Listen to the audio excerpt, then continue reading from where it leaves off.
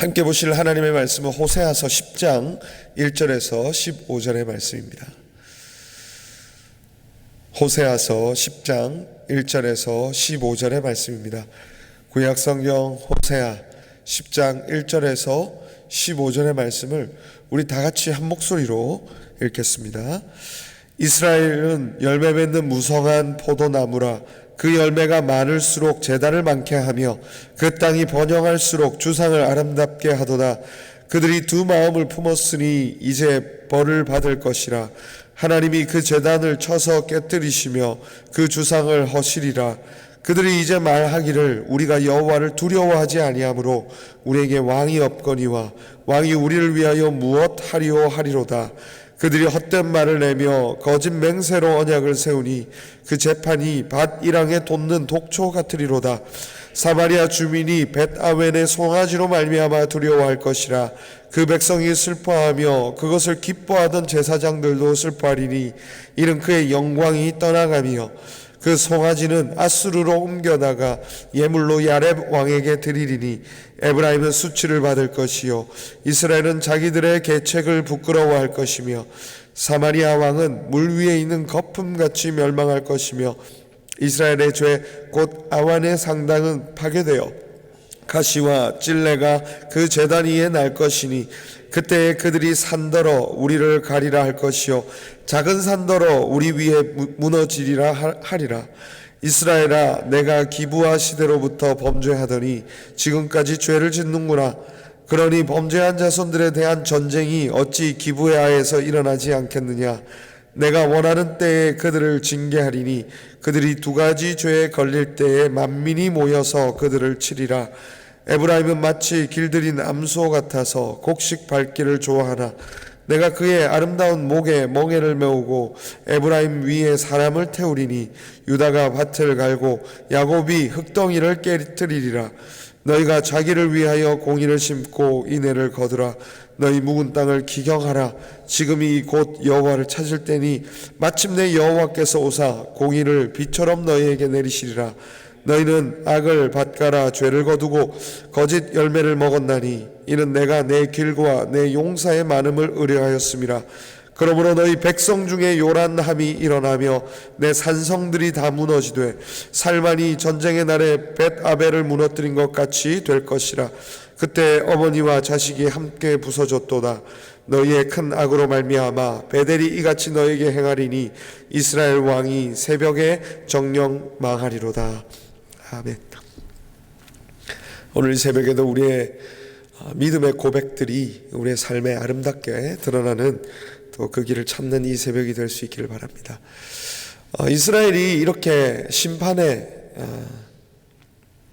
어떤 선지자로부터의 그 선포를 받는 시기는 우리가 처음 호세아서를 대할 때 함께 나누었지만 가장 풍요로운 시대입니다.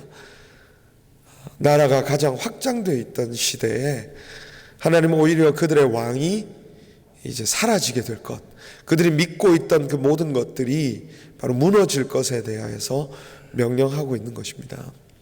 풍요의 시대를 살아가고 있지만 그곳이 정말 어떤 믿음으로 서야 되는가, 그것을 바르게 우리가 고백할 때에 정말 그 풍요를, 또 우리에게 주어진 물질을, 우리에게 주어진 많은 재능과 우리에게 주어진 그 아름다운 것들을 바르게 풀어가고 그걸 사용하고 적절한 곳에 사용할 수 있게 되는 거죠. 그렇지 않으면 우리는 어느 순간 물질에 매여서 물질이 우리를 이끌고 물질이 가지고 있는 그 욕망 안에서 우리의 선택과 우리의 행동을 바로 우리는 우리가 의식해서 그 물질을 사용하고 있다고 생각될 테지만 우리는 돌아보면 그 물질이 우리를 움직이고 있음을 그렇게 어렵지 않게 우리는 생각할 수 있습니다.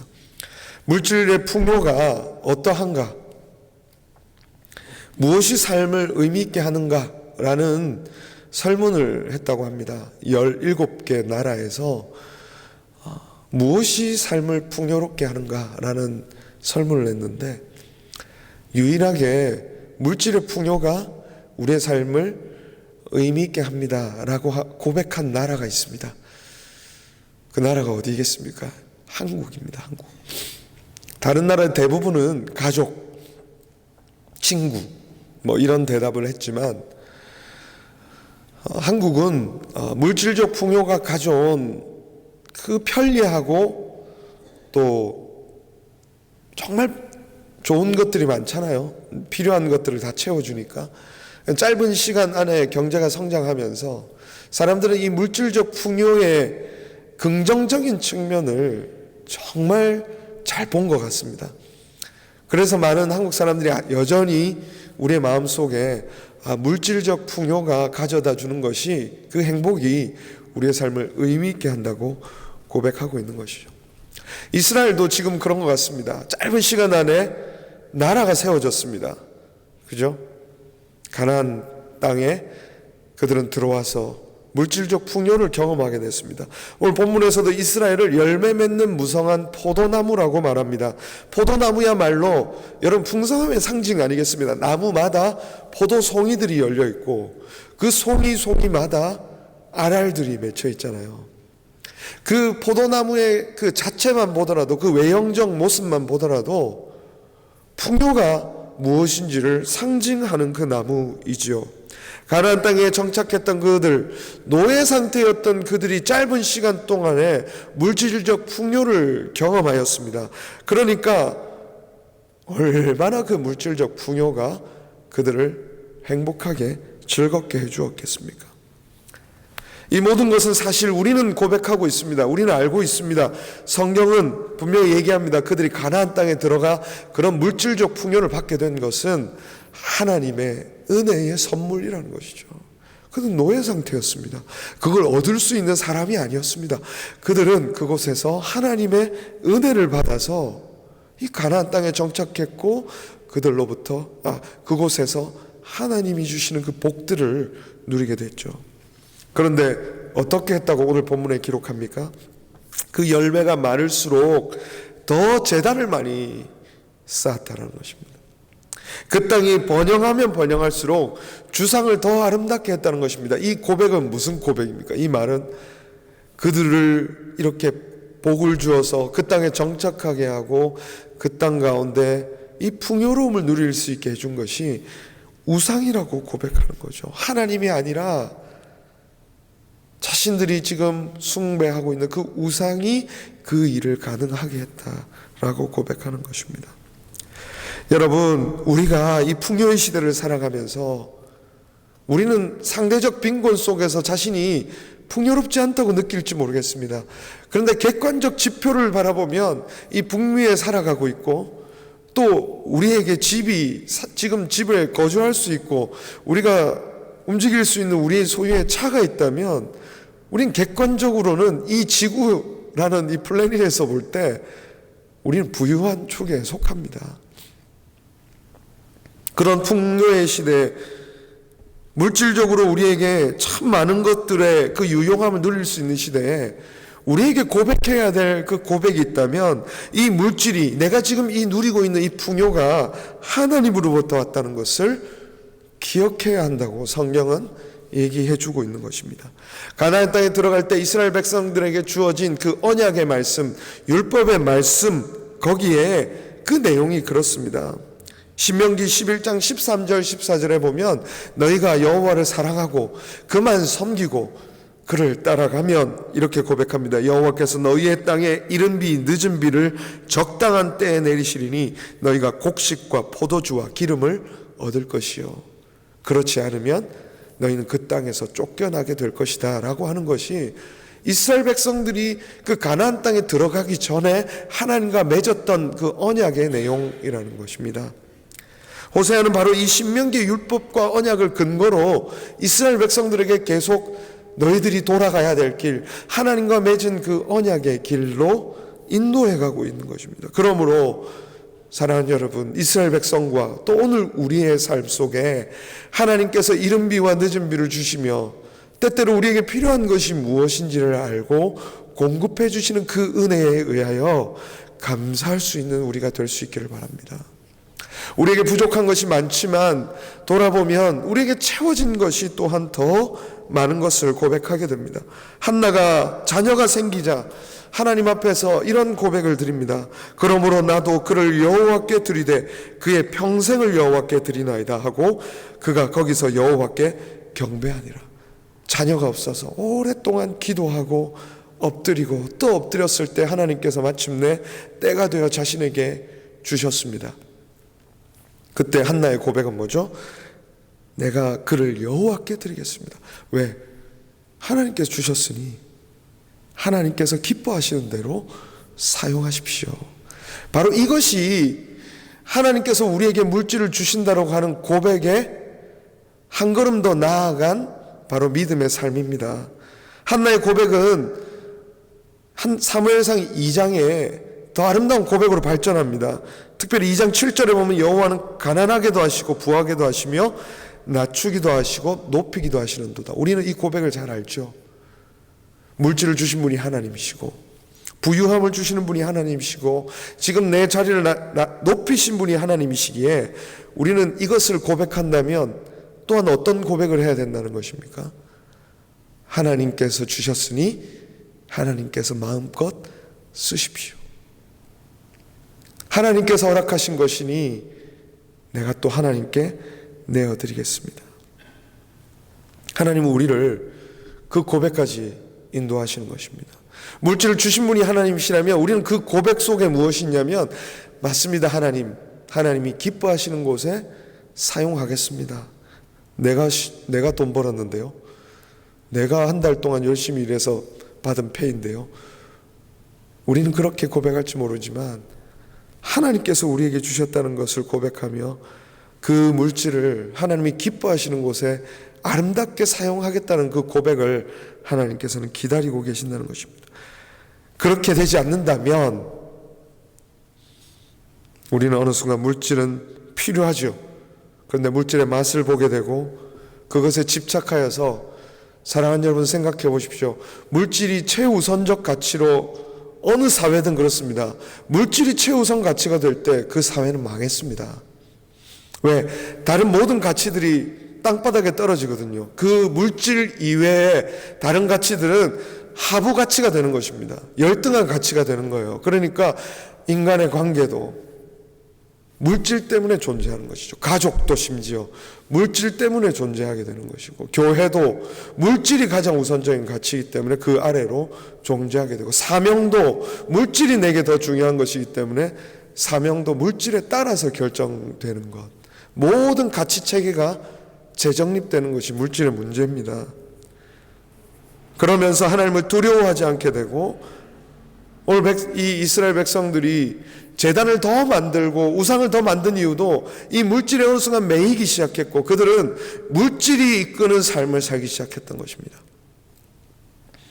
그러니까 물질을 더 많이 얻기 위해서 제단을 더 많이 만들고 우상 신전을 더 화려하게 꾸며서 더 많은 물질을 받아들이려고 하는 것. 오늘 본문에 수많은 심판의 내용들이 등장하지만 바로 그 심판의 핵심적인 죄가 바로 물질에 대한 숭배와 물질에 대한 집착이라는 것입니다. 사랑하는 여러분, 물질을 추구하게 될 때 우리는 하나님을 두려워하지 않게 된다는 것을 기억할 수 있기를 바랍니다. 당연히 그것을 위해서 오늘 본문에도 거짓된 맹세와 언약들, 재판들도 잘못된 재판으로 이스라엘 백성들에 가득해질 거다라고 얘기합니다. 우리는 한국 사회를 살아가면서 어쩌면 그 물질이 주도하고 있는 모든 세상 속에 물질이 주도하면서 어떤 일이 일어나는지를 어느 정도 보고 있습니다. 물론 내가 겪지 않아서 어쩌면 재판이 굽어지는 것, 또 어쩌면 여러 가지 상황 속에서 물질이 그 사회의 조직의 어떤 정서와 가치를 이끌면서 내가 그곳에 나와 있는 폐해를 직접 겪지 않아서 우리는 그냥 한국 사회가 문제라고 정도만 인식하고 있을지 모르겠지만 진짜 그것을 겪은 사람들은 이게 물질이 가져다주는 그 절망적인 상황에 대하여서 눈을 뜨게 될 것입니다. 수산물 시장에서도 물고기를 이렇게 무게를 잴 때도 물을 같이 떠서 이렇게 무게를 재잖아요. 저울을 속이는 거거든요. 예전에 지금은 쌀을 마트에 가서 사지만 옛날에는 쌀집이 있어서 되박이라는 게 있었지 않습니까? 제 어릴 때도 이 되박에다가 쌀을 담아가지고 딱 양을 정확하게 쟀던 기억이 있는데, 그 되박의 크기를 살짝 줄이면 이 상인은 그거를 펄 때마다 이득을 조금씩 보는 거죠. 근데 대신 사람을 속이게 되지 않습니까? 그런 아주 사소한 일부터 시작해서 사회 전반에 그 물질적인 집착으로 인하여서 그런 신뢰가 깨어지고 결국 모든 질서가 무너지게 되면서 그 사회는 망하게 되는 것입니다. 예전에 제가 김천이라는 곳에 살았던 적이 있는데, 거기서 포도 농사가 아주 잘 되는 곳입니다. 근데 포도는 수확이 빨라져야 값어치가 올라가요. 그러니까 모두가 뭐 7월, 8월에 수확하는데 한 몇 주만 빨리 이 생산을 해내도 그 포도의 값은 엄청난 거예요. 나중에 뭐 한꺼번에 공급이 쏟아지면 당연히 값이 떨어지겠죠. 그래서 이 농가에 그 농사 짓는 분들이 선택한 계략을 짜는 게 뭐냐면 이 포도 껍질을 벗겨내는 거예요. 그러면 희한하게도 생산이 빨라지는 거예요. 조금 더 빨리 나오는 거예요. 너도 나도 할 것 없이 그 포도 껍질을 다 벗긴 거예요. 왜? 생산이 빨라지고 그렇게 되면서 포도가 빨리 열리고 그만큼 비싼 값에 포도를 팔 수 있으니까 얼마나 좋아요. 근데 문제는 그해 겨울에 발생했습니다. 모두 다 그 이야기를 듣고 그것을 했다가 어떻게 됐겠어요? 겨울에, 추운 겨울에 그 포도가 다 냉해를 입은 거예요. 포도를 다 못 쓰게 된 거예요. 나무가 다 못 쓰게 돼버린 거죠. 순간에 인간의 욕망이, 우리가 진짜 가치 있게 지켜야 될 거는 포도나무잖아요. 포도나무를 가치 있게 지켜나가고 가꿔야 되는데 그 돈이라는 것에 우리의 마음이 빼앗기면 진짜 지켜야 될 것도 어느 순간은 경제적인 관점에서 바라보게 되는 것이죠. 우리가 조심해야 될 것, 하나님마저도 바로 경제적인 관점에서 접근해서 하나님 왜 내게 물질을 안 주십니까? 내게 물질을 주십시오 라고 하는 그런 태도와 방식으로 우리는 이 신앙, 기독교 신앙을 대할 수 있게 되는 것입니다. 오늘 9절에 보니까 이 문제가 하루 이틀에 벌어진 것이 아니라, 이스라엘아 내가 기브아 시대로부터 범죄하더니 지금까지 죄를 짓는구나. 그러니 범죄한 자손들에 대한 전쟁이 어찌 기브아에서 일어나지 않겠느냐. 아주 오래된 문제, 뽑기도 힘들고 어찌 물질적인 문제만이겠습니까? 그러면서 일어난 도덕적이지 않고 정의롭지 못한 문제들이 사회에 가득하게 된 거죠. 이 심판은 어쩌면 이스라엘에게 당연한 일입니다. 사회가 그렇게 가면 당연히 하나님 보시기에 그런 방식으로 운영이 되기 시작하면 결과는 당연한 것입니다. 그런데 저는 오늘 12절 말씀이 왜 그 중간에 있는가 참 이해가 되지 않았습니다. 심판의 한가운데 12절은 너희가 자기를 위하여 공의를 심고 인애를 거두라. 다시 한번 호소하는, 하나님을 찾아야 된다라고 하는 호소하는 메시지가 있는 거예요. 도저히 뽑아내기 힘들고 도저히 해결되지 않고 심판의 눈앞에 있지만 그럼에도 불구하고 한 줄기빛 우리가 다시 우리 일상에서 할 수 있는 거룩함을 쫓아 행하고, 이게 뭐 우리의 삶을 당장 바꾸지 않을 것 같이 희미한 우리의 삶의 행위로 이웃을 향한 진실된 사랑을 나누기 시작하고, 아주 미약하지만 우리 공동체가 지켜야 될 아름다운 가치가 무엇인지를 다시 한번 하나씩 심고, 묵은 땅이지만 묵은 땅은 얼마나 안 파집니까? 내 거룩한 습관을 바꾸는 것이 얼마나 어렵습니까? 우리가 이웃을 사랑한다는 것이 얼마나 어렵습니까? 내가 물질적인 이 집착을 포기하고 내가 거룩한 가치를 심는다는 것이 얼마나 어렵습니까? 왜? 우리는 오랫동안 그렇게 익숙해져 왔으니까. 그런데 그렇게 하다 보면 어떻게 한다고요? 여호와께서 오사 공의를 비처럼 너희에게 내리시리라. 소망의 말씀입니다. 소망의 말씀. 오래 묵은 땅이지만 우리가 그것을 하기 위해서 조금씩 그래도 일어나 다시 찾고 또 찾으면 우리의 굳은 심령이 회복될 줄로 여러분 믿으시기 바랍니다. 우리의 공동체와 사회가 다시 아름답게 세워질 줄로 믿으시기 바랍니다. 왜? 여호와께서 그 작은 우리의 돌이킴들을 모아서 비가 되게 하실 것입니다. 우리는 우리가 죄 없다 말하면 요한일서 1장 8절에서 우리가 스스로 죄 없다 말하면 스스로 속이고 진리가 우리 속에 있지 않다고 얘기합니다.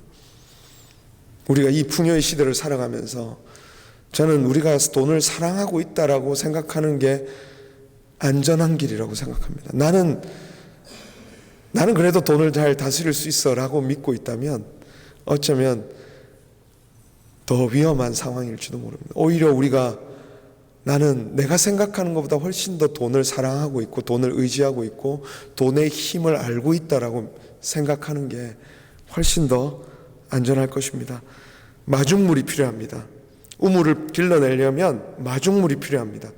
내 삶에 거룩한 희미하지만 그 거룩한 발걸음들을 옮기시기 바랍니다. 냉수 한 컵이지만 그 작은 한 컵이지만 그거를 큰 물을 퍼내기 위해서 뿌려내시기 바랍니다. 그것이 무엇인지 우리가 하나님 앞에서 우리의 삶을 깊이 반성하고 깊이 성찰하며 그 발걸음을 뗄 수 있는 저와 여러분 될 수 있기를 주님의 이름으로 축원합니다.